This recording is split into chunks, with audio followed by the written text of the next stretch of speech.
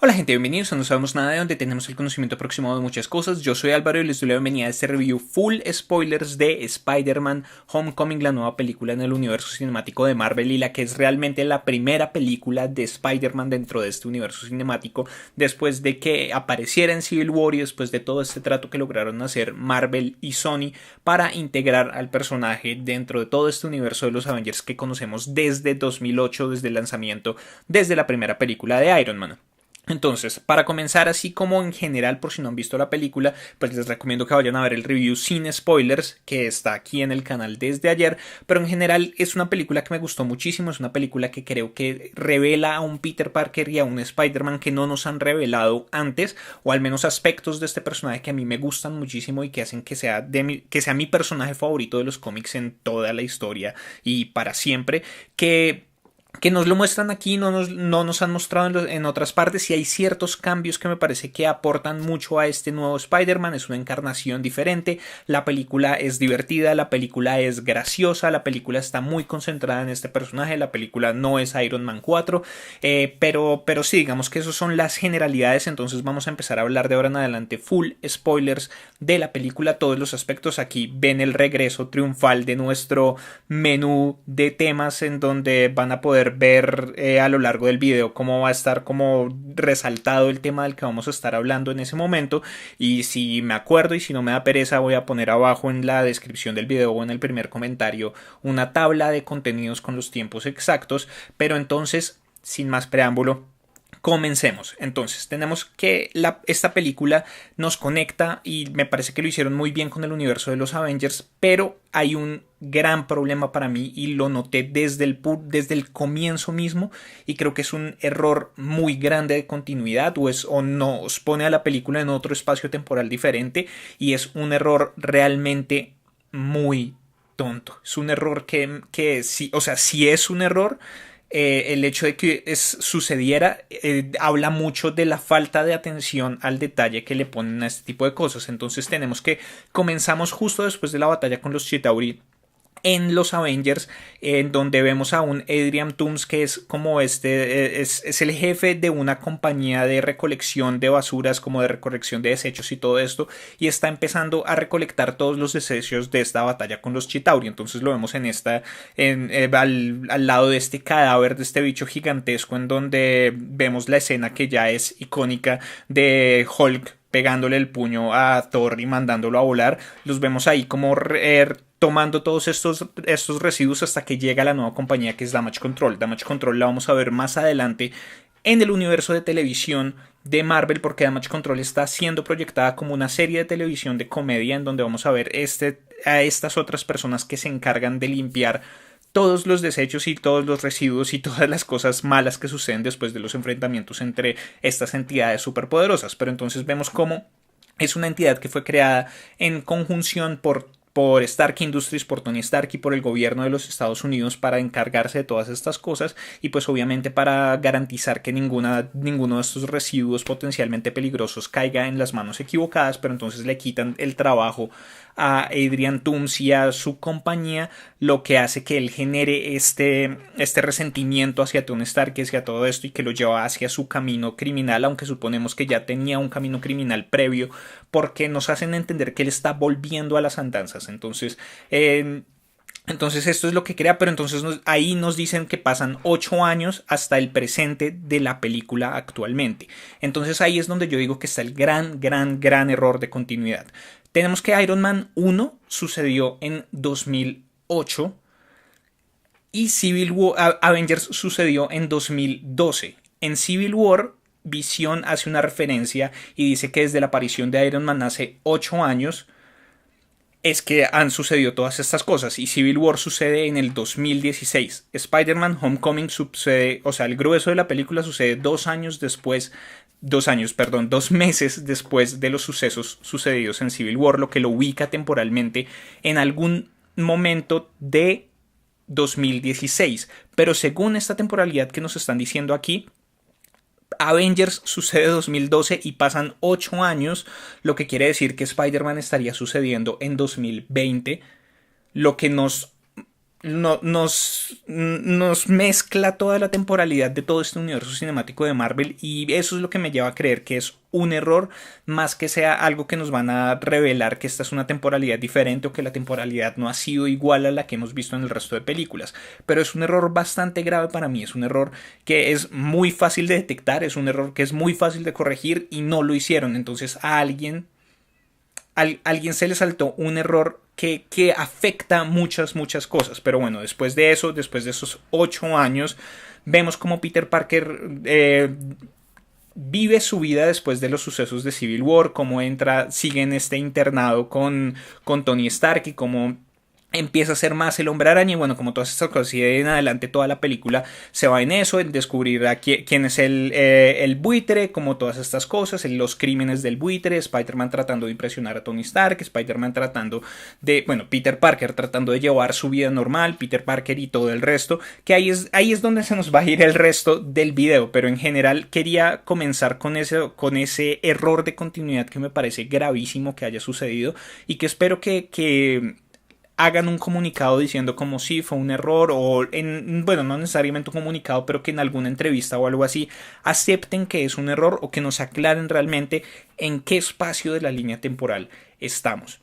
Pero entonces ahora sí vamos a empezar a hablar de los demás aspectos de la película. Entonces Peter Parker y Spider-Man, me parece que esta es creo que es la mejor representación del personaje para mí por diferentes razones. Digamos que en cuanto a lo que tenía que ver con Tobey Maguire, me parece que era un Spider-Man bueno, era un buen Spider-Man. Esa primera representación del personaje fue muy chévere, pues porque era la primera vez que se le veía en el cine y en esta escala y bueno, todas estas cosas, pero a mí me parecía que era un Peter Parker que no funcionaba mucho. No era el Peter Parker que a mí me gustaba, no era el Peter Parker con el que yo había leído todos esos cómics que yo he leído, porque yo he leído desde los cómics clásicos y he leído diferentes encarnaciones, pero a mí los cómics originales son los que me gustan más y para mí ese no era ese Peter Parker. Digamos que cuando pasamos a Andrew Garfield en la segunda encarnación de este personaje, me parece que mejoró mucho el aspecto de Peter Parker. También era un buen Spider-Man, pero en ese aspecto de Peter como tal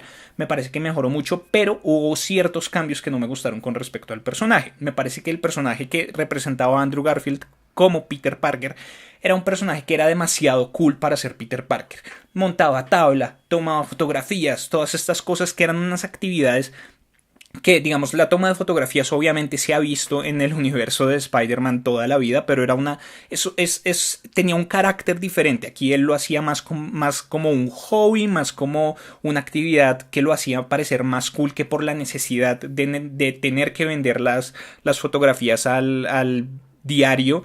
Y bueno, que es la conexión con con J. Jonah Jameson, perdón, y todas estas cosas, pero era demasiado cool ese personaje. Aquí no nos muestran ese aspecto de la fotografía, no nos muestran otros aspectos, pero es que esta es una introducción diferente y el Peter Parker Spider-Man que nos presenta aquí Tom Holland me parece que es genial. Me encanta volver a ver a un Spider-Man en su época de colegio. Ahí es donde me parece que Spider-Man funciona mejor, en su época de colegio, y digamos que eso también es una gran mejora con respecto a las otras dos encarnaciones. Digamos que nadie en la vida podía creer que Tobey Maguire estaba en el colegio en el momento en el que Peter Parker se supone que estaba en el colegio. Teníamos a Andrew Garfield, que pues las historias sucedieron la mayor parte en su entorno escolar, pero digamos que era secundario. Las temáticas que estaban tratando de lograr, como todo en general, lo que se enfocaron en esas películas eran diferentes. En la primera teníamos toda la parte del tío Ben, en la segunda teníamos todo el misterio con el papá de él y bueno, como todos estos otros villanos que se estaban creando y todo esto. Entonces esa parte de esa vida escolar se veía un poco relegada. Aquí me parece que es mucho más importante, en donde vemos a un grupo de personajes que están rodeando a Peter Parker, que son mucho más orgánicos, que son muy característicos de ese ambiente que transmiten los cómics, las series animadas antiguas y en especial Spectacular Spider-Man. Para mí esa es la mejor serie animada que hay de Spider-Man, punto. De todas Spectacular Spider-Man me parece que es increíble, traduciendo también cosas que son muy chéveres de los cómics. Pero entonces, vemos a un Peter Parker que es increíble ver cómo este es un principiante, ¿no? Digamos que en general en las otras películas pues sí veíamos como un arco de aprendizaje y unas cosas ahí, pero este Spider-Man, al ser un adolescente, al tener 15 años realmente y al parecer realmente de 15 años, los vemos constantemente cometer los errores que comete Spider-Man en los cómics. Spider-Man, o sea, Peter Parker es un personaje que es un personaje increíblemente inteligente, pero al mismo tiempo es ingenuo y al mismo tiempo siempre está cometiendo errores, y a mí me parece que aquí en esta película lograron capturar muy bien eso, y es que es un personaje que los problemas con los que tiene que enfrentarse generalmente son creados por él mismo. Generalmente él es el que la embarra. Generalmente él es el que se le sube a sí mismo un poco la categoría mientras está peleando con un villano, pierde el control o pierde la atención y se crea un problema mucho más grande, que es el que tiene que él entrar a resolver luego. Entonces me parece que por ese lado ese aspecto de principiante de Peter, de aprender a controlar sobre todo sus habilidades, pues porque lo vemos controlando pues sus habilidades más básicas como tal, pero por ejemplo hay una falta bastante evidente del sentido arácnido. Entonces digamos que a mí no me molestó eso. Me parece que es algo bastante lógico que en este momento Peter Parker no tenga sentido arácnido. Eso no quiere decir que no lo vaya a tener, porque yo creo que el sentido arácnido es una parte muy importante de lo que son los poderes de Spider-Man, pero en este momento me parece muy lógico que no lo tenga porque no lo ha necesitado.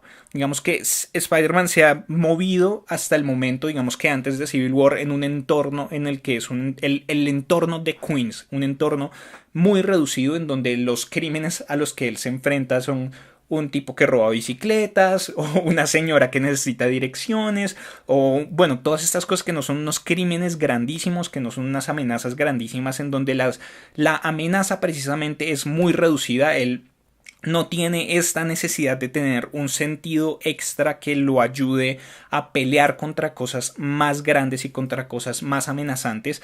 Y después de eso entra Tony Stark, que le da un traje que es un traje que lo complementa muchísimo. Es un traje que le da mucho, o sea, le pone muchos estímulos, le pone mucha información de lo que está sucediendo en su entorno, lo que hace que ese sentido arácnido tampoco necesite desarrollarse.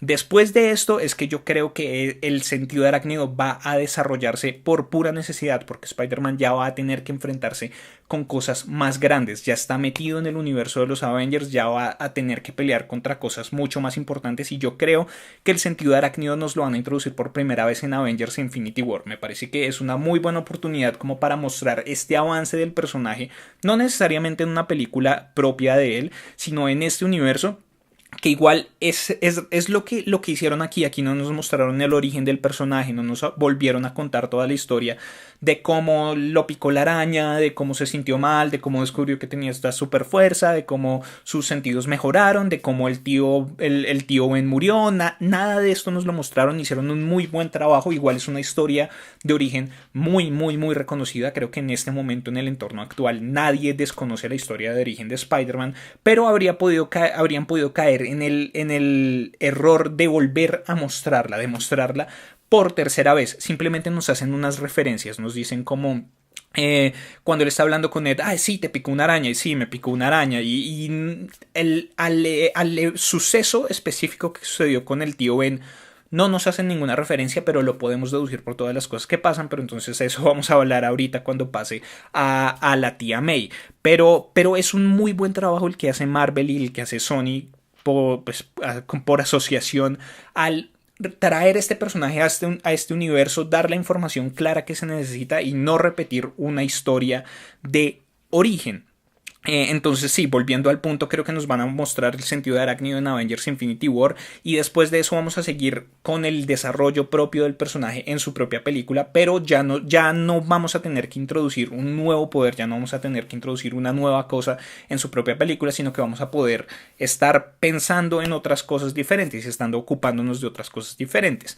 Por otro lado, también vemos que a pesar de que ya pasó todo lo de los Avengers y todo eso, Spider-Man sigue actuando en su entorno conocido de Queens, en un entorno en el que no hay edificios tan altos, en el que las cosas que tiene que hacer son muy divertidas pues para uno como tal. Lo vemos por ejemplo en esa escena en la que el vendedor en la calle, en la esquina, le dice como: hey, tú eres el hombre araña de YouTube, sí, dime solamente el hombre araña, bueno, haz una voltereta, y hace como un mortal para atrás y oh sí, buenísimo. O sea, el humor fue un elemento muy importante para mí en esta película. Fue un elemento que estuvo muy bien manejado, fue un elemento que me parece que es un humor muy característico de Spider-Man. Me parece que la esencia del personaje en general la lograron capturar muy bien. Pero entonces ese hecho de que Peter esté actuando solamente en este entorno reducido de Queens nos muestra también otras cosas, nos muestran otras cosas de ese valor de principiante que tiene en este momento Peter Parker y que tiene Spider-Man, por ejemplo, cuando lo vemos en el Monumento de Washington, que digamos que en las otras películas siempre hemos visto a Spider-Man o sea, como que la característica de Spider-Man es que es el wall crawler, el que está balanceándose entre los rascacielos famosos del centro de Nueva York y todas estas cosas. Entonces siempre lo hemos visto como con la confianza, como con estas cosas. Son las escenas en donde los efectos especiales se van y se centran y todo esto. Pero aquí, volviendo un poco, él está en este entorno en donde no hay edificios altos, en donde no está adecuado a todas estas cosas. Cuando lo vemos en el monumento en Washington, él está subiendo y mira hacia abajo y es como: nunca he estado tan alto. O sea, se le nota el miedo, como esa sorpresa de estar tan alto, y es algo que no ha tenido que vivir hasta ese momento. Y por ejemplo, después, cuando está, antes, cuando está en la fiesta, en la fiesta de Liz, que sale y tiene que lanza la telaraña y se da cuenta de que no hay ningún edificio que le sirva para balancearse, y lo vemos corriendo como por ese parque diciendo como: oh, Dios mío, esto apesta. Esas partes me parecieron muy graciosas. Me parece que de nuevo van a ese punto de que tenemos a un personaje que está hasta ahora comenzando, que hasta ahora está formándose, ni siquiera ha terminado su entrenamiento con el traje que le dio Tony Stark, ni siquiera ha terminado con las ruedas de entrenamiento, como se llama el programa que tiene ahí, el protocolo que tiene Tony Stark dentro del traje. Entonces todo eso me parece genial. Y por otro lado, como Peter Parker, me parece que es una representación muy chévere del personaje, y que en especial, si yo tuviera la edad que yo tuve cuando comencé a leer Spider-Man, creo que esta habría sido como, o sea, yo me habría podido identificar muchísimo con este personaje. Digamos que en general eso es lo que hace que a mí me guste tanto Spider-Man y Peter Parker como tal, y es que yo me identificaba mucho con el personaje. Digamos que Peter Parker igual me parece que hay un avance grandísimo. Peter Parker en los cómics sí era como este tipo rechazado, era como este nerd, era como todas estas cosas, pero era algo que estaba impuesto sobre todo desde afuera, en el entorno del colegio. Cuando pasamos al entorno de la universidad, vemos que Peter empieza a darse cuenta de que no tiene por qué estar tan apartado, de que puede tener amigos, de que puede tener novia como Gwen Stacy, aunque ya habíamos visto intereses amorosos antes de eso. Pero es como un avance de una persona que se da cuenta de que no tiene que estar sola. Se da cuenta de que no es tan diferente a los demás, porque digamos que eso suele suceder mucho con personajes que son supremamente inteligentes, y es que en algún momento de sus vidas empiezan a pensar de todo el resto del mundo que son tontos, que son banales, que no están pensando en cosas importantes, que están pensando en cosas demasiado superficiales. Bueno, como todas estas cosas, lo que genera una separación grandísima que no tiene por qué estar ahí. Entonces me parece que en ese sentido aquí hay un avance, porque vemos que el entorno escolar de Peter cambia totalmente. Ya no estamos en una escuela pública cualquiera, sino que estamos en un colegio prácticamente para chicos superdotados. Es un colegio concentrado totalmente en la ciencia, en donde vemos que todos los compañeros de Peter también son muy capaces intelectualmente. Vemos el equipo de Decathlon, vemos por ejemplo en la entrada de él al colegio chicos manejando drones, haciendo modelos moleculares, haciendo un montón de cosas mucho más intelectuales que el entorno escolar en el que nos acostumbramos a encontrar a Peter Parker. Entonces aquí esta división que existe entre Peter y los demás es una cosa autoimpuesta, y en ese sentido me parece que es un mensaje muy importante para jóvenes y para la gente en general. Vemos que aquí Peter no es rechazado. De hecho, nos damos cuenta que le gusta a Liz mucho antes de que él le diga, de que él le exprese a ella que le gusta y todas estas cosas. O sea, vemos que él la atrae a ella, vemos que todas estas otras personas que están en el equipo de Decathlon lo aprecian mucho, vemos que cuando él renuncia todos lo toman muy mal, cuando él vuelve todos lo reciben con los brazos abiertos. Vemos que está en un entorno que es mucho más receptivo a lo que es él, lo que hace que lo que hace que él sea parte es algo autoimpuesto, es eso de lo que yo estoy hablando, es de pronto una falta de confianza, es de pronto pensar que él no es suficiente para todas esas personas, que de pronto por su economía, por lo que sea, él no está a la altura de todos los demás, a pesar de que claramente es mucho más inteligente que la mayoría. Y entonces digamos que eso me parece que es genial y es un mensaje bien interesante el que se pasa, y es lo que yo decía. Esas divisiones probablemente no tienen por qué existir. Uno tiene que también abrirse a la posibilidad de que las otras personas son mucho más parecidas a uno de lo que uno cree, o si uno tiene problemas de autoestima, que de pronto uno vale mucho más, uno puede aportar mucho más, uno puede ser mucho más importante para otras personas de lo que uno cree.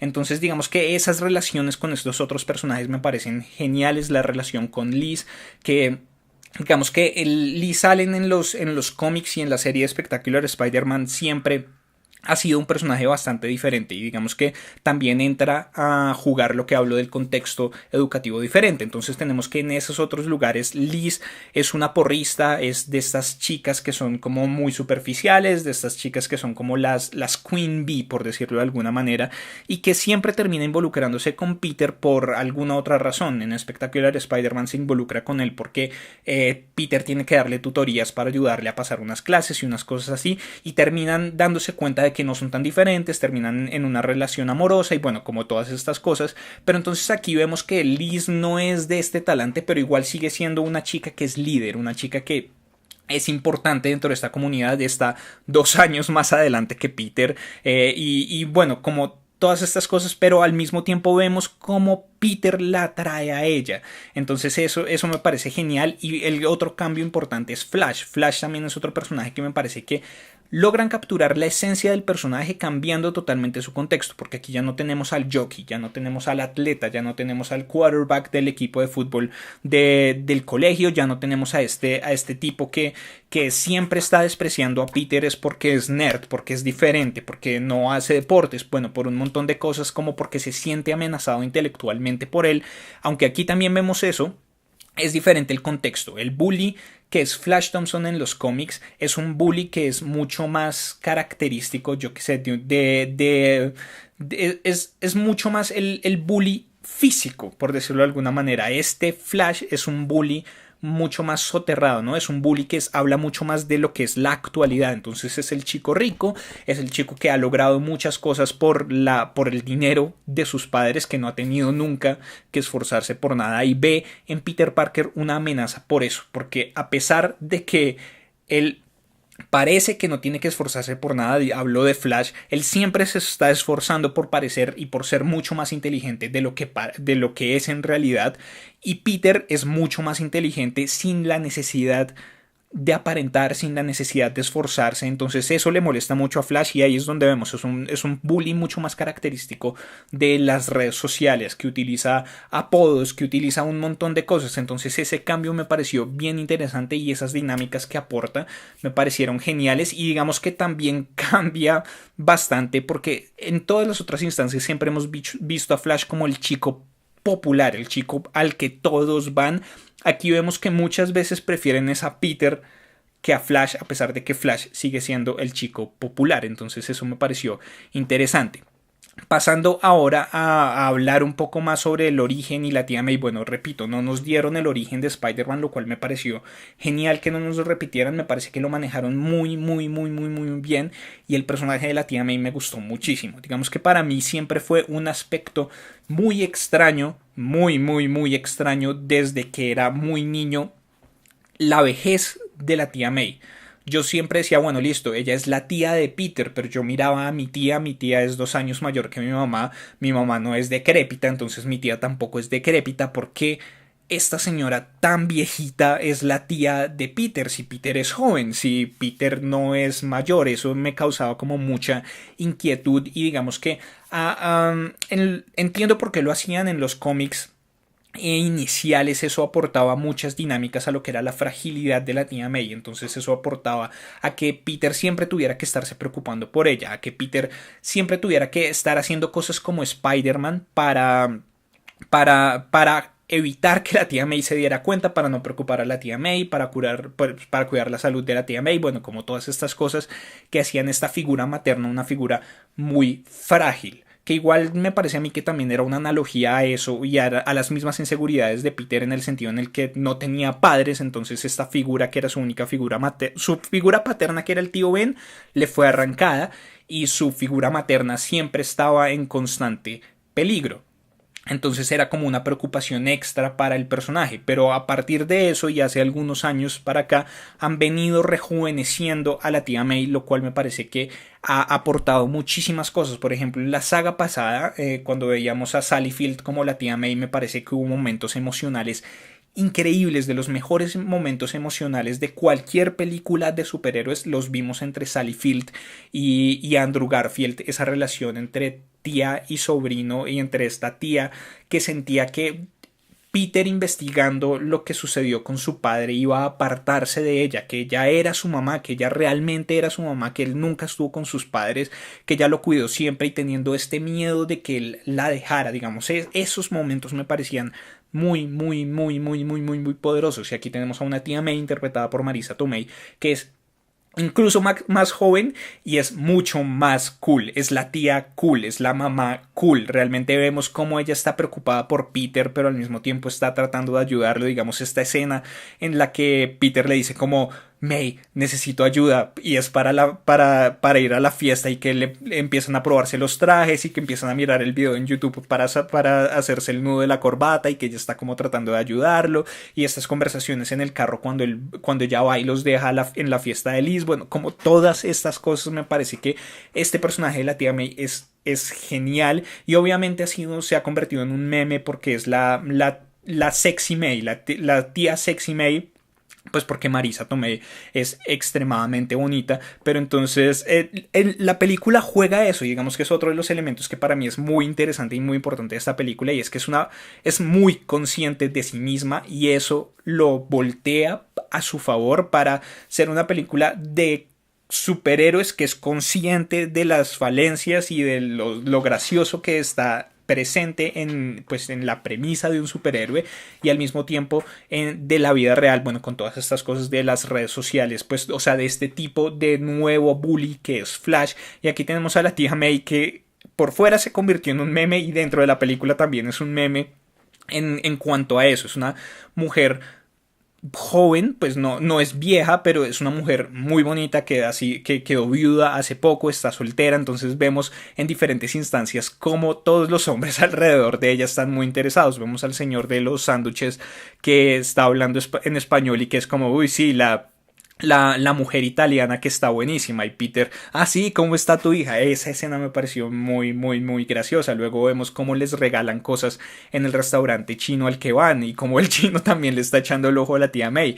Y una de las partes más graciosas de la película es al comienzo, cuando Peter está pues grabando su video diario, que está hablando con Tony Stark, y que, bueno, mandémosle un mensaje a tu tía, y que Tony Stark es como: ¿y qué estás vistiendo? Espero que sea algo sexy, o bueno, una cosa así. Es el diálogo que no me sorprendería si eso fue improvisado por Robert Downey Jr. De verdad, la risa que le da a Robert Downey Jr. en ese momento, y la sorpresa de Tom Holland, es demasiado genuina para no ser real. O sea, estoy casi seguro de que esa escena fue improvisada, o sea, es un aporte grandísimo.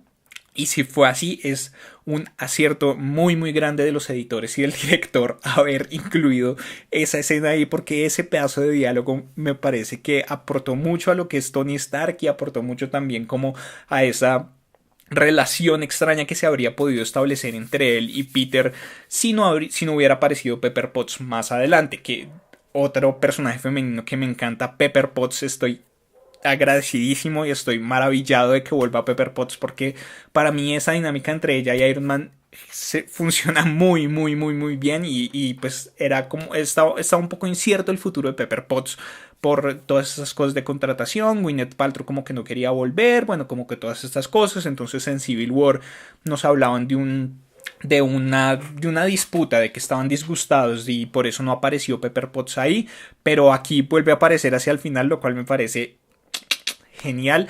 Pero volviendo a la tía May, me parece que fue un personaje que aportó mucho y ese final, cuando ella lo ve con el traje de Spider-Man y que va a decir una grosería y ¡pum!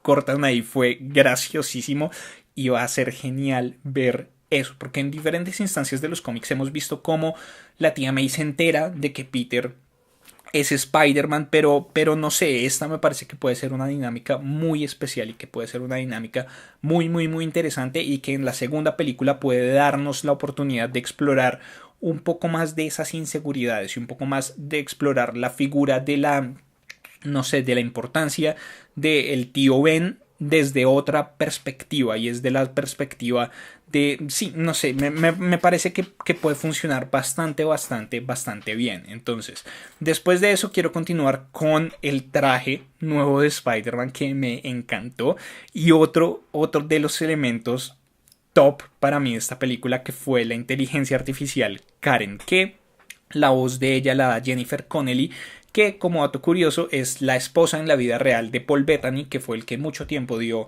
la voz de Jarvis y que ahora interpreta a Visión en este universo cinemático de Marvel. Pero en ella, o sea, esas interacciones entre ella y Spider-Man me parecieron geniales. Es una inteligencia artificial muy diferente a la que hemos visto, a las que hemos visto. Jarvis, por un lado, es el mayordomo, es todo el tiempo totalmente apropiado, los consejos apropiados, bueno, como que todas estas cosas. Tenemos a Friday, que es la nueva voz de la inteligencia artificial de Iron Man después de que Jarvis se convierte en Visión. Y es, bueno, es una voz de la que no hemos visto tanto. Otra voz de inteligencia artificial obviamente es Ultron, que teníamos ahí unas cosas muy importantes, pero pues era el villano. Y aquí tenemos a Karen, que es como si Tony Stark hubiera decidido darle esta voz un poco más coqueta, un poco más dinámica a esta inteligencia artificial para un adolescente como lo es Peter Parker, que digamos que ahorita vamos a hablar de todo eso de Iron Man y de Tony Stark y la figura paterna que él entra a jugar aquí. Pero esas interacciones entre ellos me parecieron geniales. Karen me pareció súper divertida. Es tu momento, deberías besarla. Todas estas cosas me parecieron geniales. Digamos que, por ejemplo, esa escena, esa secuencia en la que queda Peter atrapado dentro de la bóveda de Damage Control y que empieza como a mirar cuáles son los tipos de telarañas y a hablar con Karen. Y Karen, no sé si decirle a Liz. ¿Y quién es Liz? Pues la chica que me gusta y y todas estas cosas. Karen, ¿cuánto tiempo llevamos aquí? 37 minutos. ¿Qué? 37 minutos nomás. Es que el humor en esta película fue genial. El humor fue increíble, pero esa relación con Karen, con esta inteligencia artificial me pareció muy divertida y me parece que era algo que era muy riesgoso en cierto sentido. Y era que, bueno, Jarvis es una ayuda grandísima a Iron Man y es una parte muy vital de lo que es Iron Man como tal. Y digamos que en los cómics lo más parecido que hemos visto a un Spider-Man con este tipo de cosas es como Spider-Man durante la primera encarnación de Civil War con el Iron Spider, que es un traje que le da Robert, que le da Tony Stark, perdón, y que es este traje que tiene como unas arañas, como unas patas de araña que le salen de atrás y que tiene la misma configuración de colores que el traje de Iron Man, pero digamos que eso a mí, ese traje a mí casi no me gusta, bueno, como que esas cosas tan Iron Man en Spider-Man no me gustan y caíamos, pues podíamos caer en ese riesgo de que este Spider-Man fuera mucho más Iron Man, que era el problema que tenían muchas personas con esa importancia tan grande que se le estaba dando a Tony Stark y a Iron Man en los comerciales, en los avances de la película. Era que mucha gente decía como esto es Iron Man 4 Homecoming con Spider-Man. Entonces era algo que era potencialmente muy peligroso, pero me parece que lo manejaron muy, muy, muy bien aquí. Karen me pareció carismática, me pareció muy graciosa, me pareció que aportó mucho humor y aportó muchas cosas dentro, pues en momentos importantes de Spider-Man. Y bueno, como es que Tom Holland me parece que hizo un trabajo genial, como sorprendiéndose con todas estas cosas. Y digamos que por eso es que yo me identifico tanto con el personaje, porque yo creo que yo también me habría sorprendido así. Y es como, Karen, me voy a acercar para escuchar lo que dicen. Peter, ¿quieres escuchar lo que están diciendo? ¿Puedo escuchar lo que están diciendo? Sí, por favor. O la vista y digamos el modo de... el modo de asesino. Y es como, no quiero. O sea, todas esas confusiones que se presentaron con ella me parecieron súper, súper, súper, súper divertidas. Pasando un poco más al buitre y a los villanos en general, me parece que este ha sido uno de los villanos más fuertes dentro del universo cinemático de Marvel que hemos encontrado, pero aún así sigue quedándose un poco corto. Digamos que en general me parece que lo manejan muy muy bien este personaje de Adrian Toomes, que se nota realmente que es uno de estos empresarios, una de estas personas que ha llegado a donde está después de esforzarse mucho, que ha luchado por lo que hace, y digamos que eso entra a jugar un poco después en esa discusión que tienen ellos con Peter, y es cuando él está diciendo que todas estas personas grandes que nunca han tenido que esforzarse, que nunca han tenido que hacer nada, que siempre ven por debajo a todas las demás personas y que no les importa, bueno, como toda esta discusión que tienen ellos dos, se nota que él realmente sabe de lo que está hablando. Pues vimos al comienzo cómo estas estructuras de empresas más grandes lo afectaron a él y cómo no les importó para nada, cómo él les rogó que le dejaran continuar con su trabajo después de haber invertido muchas cosas para poder hacer ese trabajo de limpieza que él iba a hacer de la batalla de los Chitauri, y no les importó. Fue como, pues no debió extralimitarse, que genera este golpe que le da al tipo, pues a la gente este de Damage Control.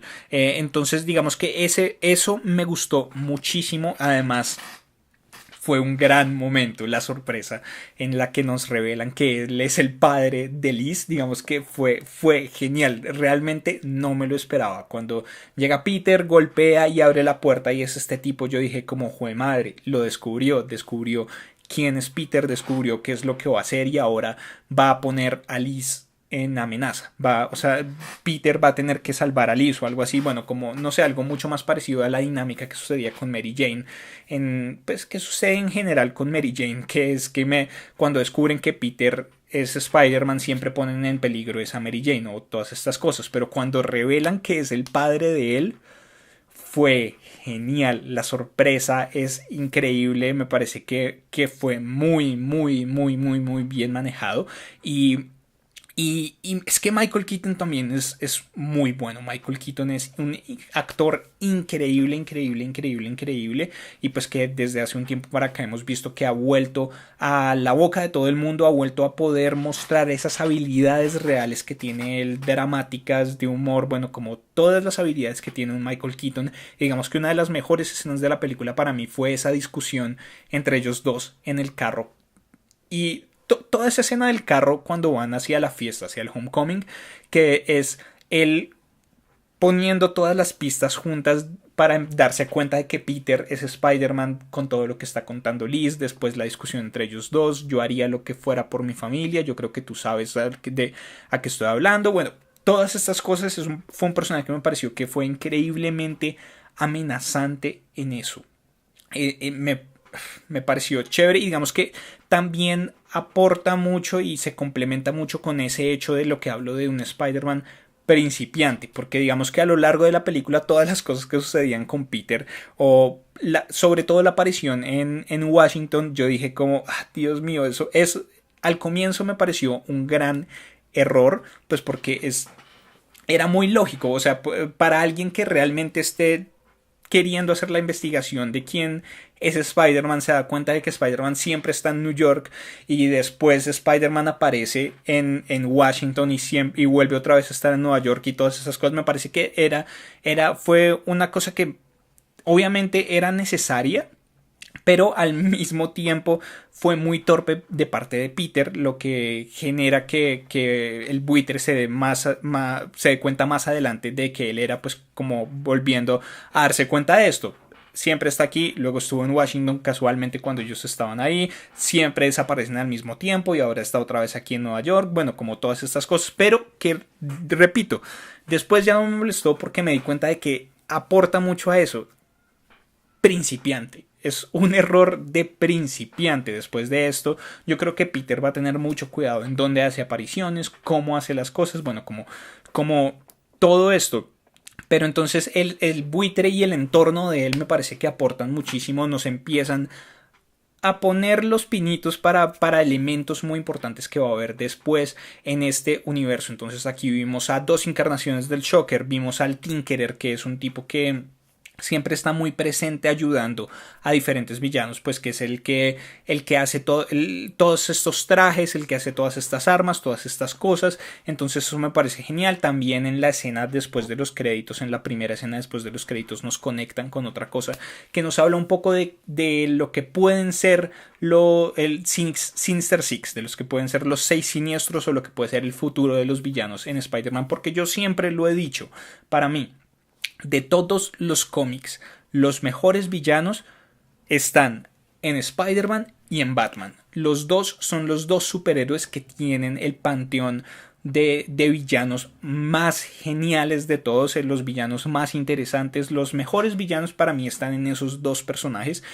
Entonces creo que tenemos el potencial para ver muchas cosas muy chéveres aquí a futuro. Y ahora vamos a hablar de algo que se me olvidó poner aquí, me di cuenta después cuando estaba revisando las notas, pero ya había comenzado, y es una conexión con el universo de los cómics de Marvel, o pues con el universo Ultimate de los cómics de Marvel, que se establece aquí, que nos puede hablar mucho del futuro, de lo que viene para otro personaje muy importante en el universo de Spider-Man, y es Miles Morales. Entonces aquí vemos que por estos villanos, por esta tráfico de las armas de ellos, y pues ellos vendiéndole armas a todo el mundo, nos encontramos con el personaje interpretado por Donald Glover, que es Aaron Davis, o Karen lo identifica como Aaron Davis, que después en esta conversación con Spider-Man le dice que él está que él está interesado en que estas armas no salgan a la venta porque tiene un sobrino que vive en el barrio, y ese sobrino no es otro que Miles Morales. Miles Morales, para los que no sepan muy bien quién es el personaje,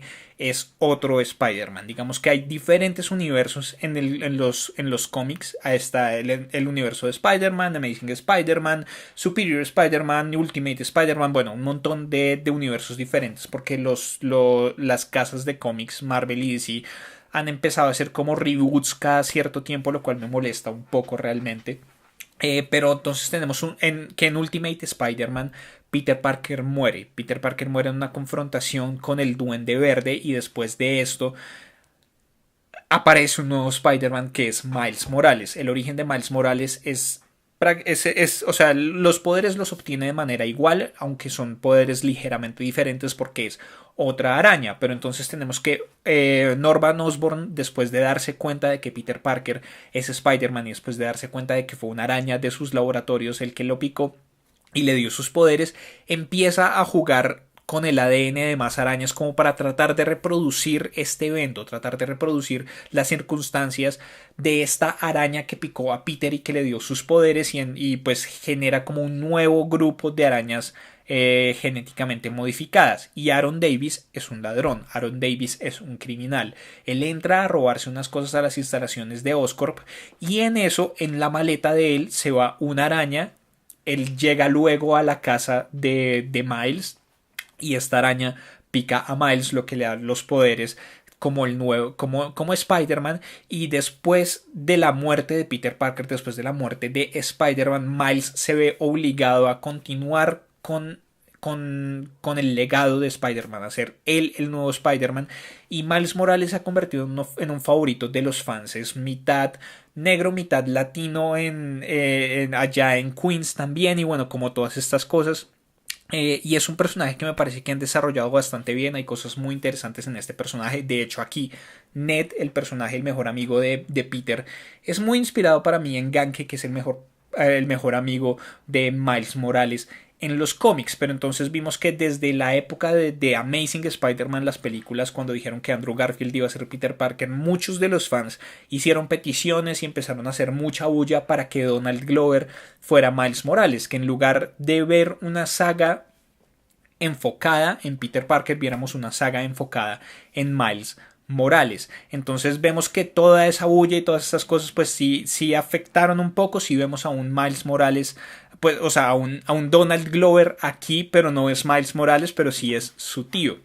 Y Miles Morales va a ser un papel bien interesante y bien importante de aquí a futuro. Vemos que se está produciendo en este momento una película animada de Spider-Man, no para televisión, no para nada, sino una película animada para cine de Spider-Man protagonizada por Miles Morales. Aquí nos establecen a Miles Morales como parte de este universo cinemático de Marvel. Ya sabemos que realmente existe el personaje, lo que da la posibilidad de que nos introduzcan a un nuevo Spider-Man más adelante, aunque a mí me parece que es demasiado pronto y la verdad, a pesar de que me gusta mucho Miles Morales, no quiero, para mí Peter Parker es Spider-Man, para mí Peter Parker es este personaje. Entonces Miles me parece que podría ser interesante y todo eso, pero siempre y cuando no sea el punto central de estas películas, porque para mí este Peter Parker que estamos viendo en este momento me gusta muchísimo. Pero entonces vemos eso, también hizo un cameo en el avance, en el trailer del juego de Spider-Man nuevo que va a salir para el PlayStation 4. Entonces vemos que cada vez se le da más importancia en otras instancias aparte de los cómics, y creo que también ha aparecido en serie animada a Miles Morales, lo cual puede ser bien interesante. Entonces ahora pasamos a Tony Stark como Iron Man. Me parece que lo utilizaron muy bien. Yo sabía o sospeché siempre desde el principio que iba a tener un papel bastante reducido. Incluso creo que aquí tiene más espacio en pantalla Happy Hogan que el mismo Tony Stark, pero me parece que lo manejan muy bien. Hay algo que traducen genial a la pantalla, o sea, que sucede en instancias reales, y es que todas estas personas con una importancia así, estos super empresarios, estos super millonarios, siempre son súper inaccesibles también para personas como decir Peter Parker. Entonces vemos como Peter está tratando de acceder todo el tiempo a Tony Stark, pero no puede porque Tony Stark siempre está ocupado, Tony Stark siempre está en otras cosas. La primera vez que lo vemos hablar con él, está como por allá en India en una celebración de no sé qué, bueno, como todas estas cosas que me parece que fueron geniales, y al mismo tiempo vemos un Tony Stark en un papel un poco paternal, ¿no? Y digamos que en los cómics eso siempre se ha visto evidenciado, y es que Peter siempre ha visto a Tony como una especie de padre, y Tony siempre ha visto a Peter como una especie de hijo, y siempre existe esa relación en donde Tony siempre quiere que Peter vaya más allá, que Peter mejore, que Peter sea más, y bueno, y Peter siempre le está poniendo mucho cuidado a lo que dice Tony, y bueno, todas estas cosas que se dan en esta dinámica. Y aquí vemos a un Tony que lo percibe así de cierta manera, pero no es tanto como padre como mentor, pero al mismo tiempo siempre está hablando de su relación con el padre, con su padre, y es como mi padre nunca me dijo tal cosa, déjame que mi padre nunca hizo esto por mí, bueno, como todas estas cosas, lo cual me pareció genial. Y me parece que ese final, cuando él le va a dar este nuevo traje que es súper parecido al traje que aparece que va a aparecer en el videojuego, y que Peter lo rechaza, y esta sorpresa que se genera, creo que eso da muchas indicaciones de lo que puede ser el futuro de la relación de Spider-Man con el resto de personajes, porque veíamos en Civil War que Spider-Man entraba a ser parte de este conflicto, sobre todo porque Iron Man lo reclutaba. Iron Man le decía como el Capitán América se salió del control, el Capitán América está loco, entonces usted tiene que ayudarme. Y entonces Peter le decía como listo, yo lo ayudo, pero sin saber exactamente cuáles eran todas las circunstancias que rodeaban esta situación tan compleja que era el conflicto que vimos en Civil War. Y entonces hemos visto a un Spider-Man siempre del lado de Iron Man hasta esta decisión final, en donde él dice como no, yo quiero seguir como voy, quiero seguir por mi camino, quiero seguir preocupándome por las personas del barrio, quiero seguir preocupándome por la gente más indefensa, yo no necesito este traje, yo no necesito pasarme aquí al complejo de los Avengers, porque además o sea, rechazó ser parte de los Avengers, rechazó ser presentado como un Avenger oficial. Entonces eso ahí nos genera como este distanciamiento con Tony Stark, porque Tony Stark es una persona que habría tomado la oportunidad de frente y la habría aprovechado y habría hecho todo eso, y se sorprende muchísimo cuando Peter lo rechaza, pero al mismo tiempo lo respeta mucho. Pero yo creo que esta decisión que hizo él es mucho más afín a lo que vemos en un Capitán América, en un Steve Rogers. Me parece a mí que Steve Rogers habría tomado una decisión muy parecida, si no exactamente la misma decisión, y habría respetado aún más de lo que respetó Tony esta decisión, porque la habría entendido realmente. Entonces eso siempre es Spider-Man. Spider-Man siempre es un punto central, siempre está mediando entre estas dos visiones de la vida que generalmente entran en conflicto, como lo son la de Tony Stark y la de Steve Rogers, entre estas dos filosofías de acción, entre estas dos cosas, y en general entre muchos personajes.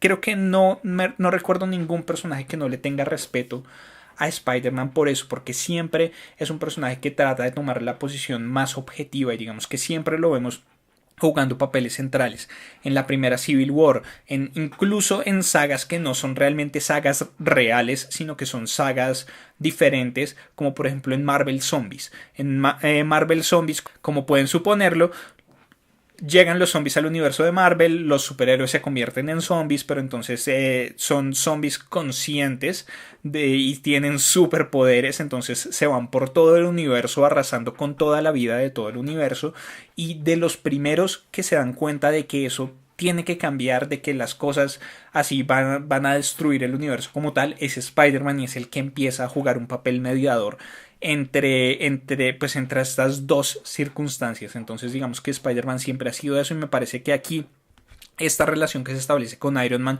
este rechazo al final va a hacer que él esté mucho más abierto a encontrarse con Steve Rogers, a entender también sus puntos de vista, a identificarse con sus puntos de vista también, y empezar a jugar un papel mediador con Iron Man. Creo que de pronto puede tener un papel muy importante ahí él también en Infinity War.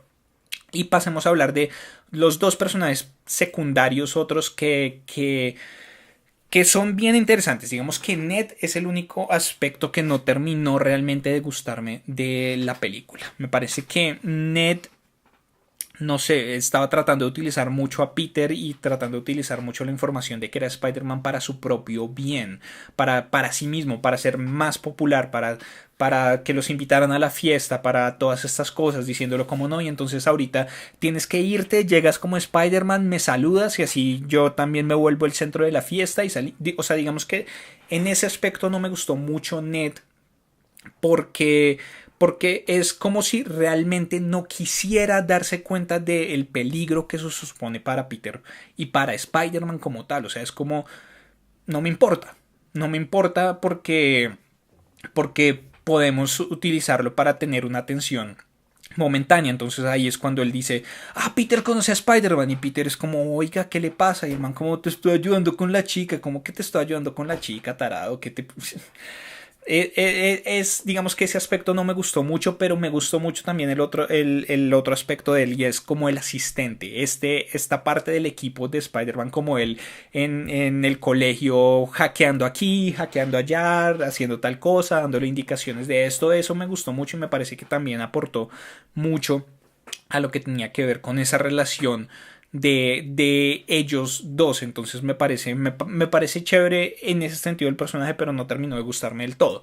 Entonces ahora vamos a hablar de Michelle Jones, o MJ al final, que es nuestra MJ acá, y de la imposibilidad de la figura de Mary Jane en este universo, porque muchas personas ven esto como una especie de treta en donde ahora, en donde se sabía que, o sea, se suponía que ella iba a ser como una especie de Mary Jane, y ahora es una MJ, pero no es exactamente Mary Jane. Y digamos que para mí Mary Jane en este espacio en el que estamos en este momento de Spider-Man es imposible. Spider-Man o Peter Parker está en este colegio enfocado en ciencias para personas muy, muy, muy inteligentes por su propio esfuerzo. Yo supondría que él incluso tiene alguna parte de alguna beca o algo así, porque vemos el contexto de todos los otros niños y de todas las otras personas que están en este colegio, y son personas con mucho más dinero. Tenemos a Flash, tenemos a Liz, que vive por allá en unos suburbios, donde en esta casa gigantesca con piscina, con todas estas cosas que nos revelan que hay una diferencia económica y social bastante grande entre lo que es Peter y el resto de sus compañeros, o al menos gran parte de sus compañeros. Entonces vemos que por el lado intelectual, Mary Jane nunca ha sido un personaje especialmente intelectual. Digamos que la encarnación más intelectual que hemos visto de ella es cuando hacía parte del periódico del colegio, si no estoy mal, que era como una especie de periodista. Pero aparte de eso, ella siempre ha sido otro tipo de personaje muy diferente. Digamos que como lo manejan en Spectacular Spider-Man me gusta mucho porque ella no hace parte del colegio de Peter, no hace parte del círculo de Peter, sino que es otra cosa, pero es una chica como muy ruda, es una chica que también llama mucho la atención, es una chica totalmente diferente. Entonces vemos que por el lado intelectual ella no podría ser parte de este contexto, de este colegio en el que está Peter en este momento, y por parte económica también siempre ha sido un factor muy importante el hecho de que Peter y Mary Jane vienen del mismo contexto económico, vienen de la misma cosa económica, entonces creo que tampoco podría acceder a esta educación como tal. Entonces digamos que a mí me parece que está muy justificado el hecho de que Mary Jane no aparezca aquí, pero creo que sí es una treta esto de Michelle y que ella se llame MJ como para de pronto despistarnos un poco y que después llegue la Mary Jane real, porque este personaje de Michelle me gustó mucho, me parece que es una chica que también es muy parecida a Peter en ese sentido en el que está apartada de los demás, pero es como una autoimposición. Ella como que no quiere abrirse a los demás, al mismo tiempo quiere tener más amigos, pero no sabe cómo hacerlo, no sabe cómo acercarse, siempre está detrás de un libro, siempre está poniendo esta barrera física entre ella y las demás personas, que se va cayendo y al final cuando ella dice como mis amigos me dicen MJ y ellos le dicen como pero yo pensé que tú no tenías amigos, y es como ella revelando que ahora ellos son sus amigos, que ella siempre quiso tener amigos, que ahora existe esta confianza entre ellos, que ellos ahora le pueden decir MJ, Michelle Jones. Entonces me parece que es un personaje bien interesante, me parece que puede aportar unas dinámicas muy diferentes a las que aporta Mary Jane, porque Peter siempre está tratando de impresionar a Mary Jane. Peter siempre está tratando de cambiar por Mary Jane. Peter siempre está tratando de ser más como un chico popular, de ser diferente, de ser más expresivo, de hablar de otras cosas, de un montón de cosas que no van a... que si se establece una relación amorosa entre Michelle y entre Peter, no va a ser necesario, va a ser una relación que me parece a mí que puede ser mucho más genuina, que digamos por eso a mí siempre me ha gustado mucho más Gwen Stacy que Mary Jane, por decirlo de alguna manera, porque Gwen se enamoró por cosas diferentes de Peter y su relación surgió de cosas diferentes que la de Mary Jane, o que siempre ha surgido en general la de Mary Jane. Entonces digamos que me parece que fue algo bien interesante esto. Entonces ahora hablemos ligeramente sobre las escenas postcréditos. La primera escena postcréditos vemos a Adrian Toomes en la cárcel, entrando a la cárcel, encontrándose con este tipo que tiene esta cicatriz aquí, que está como recuperándose de su brazo, que vuelvo un poco a lo que hablaba aquí en este punto, y es que nos introduce un poco a lo que puede ser el futuro de sus villanos. Le dice como yo conozco gente afuera que quiere destruir a Spider-Man, estaría dispuesta a hacer muchas cosas por destruir a Spider-Man, lo que quiere decir que hay un equipo formándose por fuera. Y además esta persona es Mac Gargan. Mac Gargan, si no lo reconocieron si no lo reconocen por el nombre, de pronto por el tatuaje que se le alcanza a ver, él se convierte después en Scorpio, que es otro de los villanos de Spider-Man, que generalmente Scorpio no está dentro del equipo inicial de lo que son los 6 siniestros, pero los 6 siniestros van cambiando y van siendo diferentes cosas, entonces puede que veamos unos 6 siniestros aquí. Igual esa conclusión con Peter salvando al buitre, pues porque era lo correcto y además porque era el papá de Liz, y bueno, como todas estas cosas me pareció bien interesante, como esta deuda que tiene él ahora con Peter, bueno, como esta relación que se va a establecer ahí, porque se nota que más allá de todas las cosas malas que ha hecho, el Adrian Toomes tiene un set de valores y es muy respetuoso de muchas cosas y tiene como unas reglas que él mismo sigue, lo cual me parece que es lo que hace al personaje como tan interesante aquí. Hasta donde puede ser interesante, pues porque igual como siempre lo hemos discutido, las películas de Marvel siempre se concentran exclusivamente en sus héroes. Kevin Feige lo ha dicho siempre. estas películas son de los héroes, lo que hace que los villanos se conviertan en personajes secundarios que son simplemente los escalones que necesita el héroe para lograr su objetivo, para ser heroico, para salvar el día, para salvar el mundo. Entonces eso me pareció... Pues lo que digo, es un villano que está por encima de muchos de los otros de Marvel, pero al mismo tiempo no termina de ser lo que podría ser realmente este villano, pero que nos deja la posibilidad abierta para que veamos más del personaje más adelante. La segunda escena post créditos, he visto muchas críticas en internet a ella, pero a mí me pareció muy divertida y habla mucho de toda la influencia que tiene esta película a esas películas de los 80s, a las películas de John Hughes. En donde, sobre todo Ferris Bueller, a mí me parece que esta película hace grandes homenajes a Ferris Bueller y o sea, vimos incluso en la pantalla en un momento una escena de Ferris Bueller que es cuando él va corriendo como por todos estos campos y que Spider-Man también va corriendo y voltea a mirar y dice como eso es una gran película. Ahí vimos a Ferris Bueller y además Ferris Bueller fue una de esas primeras películas que introdujo como una especie de escena post créditos que es la que también utilizan como base para Deadpool. Y es que sale él con esta bata de rayas y mira a la cámara y dice como, hey, ¿qué están haciendo aquí? La película ya se acabó. ¿Por qué están aquí? Váyanse, váyanse. O sea, como esa escena post créditos que fue una de esas iniciales y que juega a eso, juega... O sea, vuelvo a decir, esta película es muy consciente de sí misma, es muy consciente de todo esto, de que las personas ahora se quedan para esperar estas escenas postcréditos, esperando que se muestre algo supremamente importante, y esa es la crítica. Muchas personas han dicho que no se nos mostró nada que conectara con el resto del universo, que no supimos nada más de las gemas del infinito, que no supimos nada más de Thanos, que no supimos nada más de tal personaje, que tal cosa, pero me pareció que en cuanto a lo que tiene que ver con el tono de la película como tal, encaja perfecto. Me parece que fue genial esa escena post créditos, que además refuerza una broma constante a lo largo de la película, y son los videos instructivos del Capitán América, que me parecieron muy graciosos. Entonces creo que sí, en general eso era todo lo que tenía que hablar de la película. En general me parece que es una película muy chévere, me gustó muchísimo la película, creo que es el mejor Peter Parker Spider-Man que hemos visto, y había muchas cosas de las que hablar. Tanto así que yo quería grabar esto ayer, pero tuve que tomarme un día extra como para aclarar todas mis ideas, tomar notas, hacer el índice como para que no se me olvidara nada, y creo que incluso así se me olvidaron como ciertas cosas, porque no es perfecta. En general me gustó muchísimo, pero por ejemplo elementos como el de Ned no me gustaron tanto. Me parece que también se desperdició un poco el personaje de Adrian Toomes. Me parece que hubiera podido ser mucho más poderoso.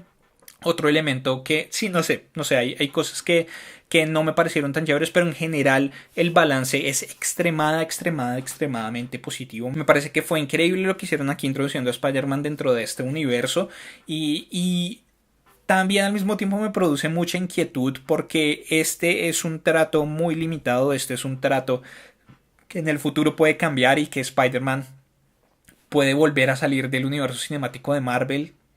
Y Sony ha demostrado que realmente no sabe manejarlo en general. Y tenemos estas otras películas como Venom y la de Black Cat y la de todos estos otros personajes que están desarrollando, que no van a ser parte del universo cinemático de Marvel. Entonces no van a tener relación con Spider-Man, pero son personajes que es imposible que no tengan relación con Spider-Man. Que es imposible que... O sea, están ahí por y para Spider-Man. Entonces, no sé, estamos ante una situación y un futuro incierto e interesante, y es un muy buen momento para ser un fan de cómics en la vida, en este momento. Entonces creo que por el momento no hay nada más que decir al respecto. Por favor, abajo en los comentarios dejen todas sus opiniones, qué les pareció la película, qué les pareció Peter Parker, Spider-Man, la tía May, el Iron Man, bueno, todo lo que hablamos en este video. Por favor, déjenlo abajo, denle like a este video, compártanlo con sus amigos y contactos a los que creen que les pueda interesar, suscríbanse al canal si son nuevos, y síganos en las redes sociales en facebook.com/nosabamosnada4 y en Twitter y en Instagram @nosabamosnada. Yo soy Álvaro y nos vemos en una próxima oportunidad. Hasta luego.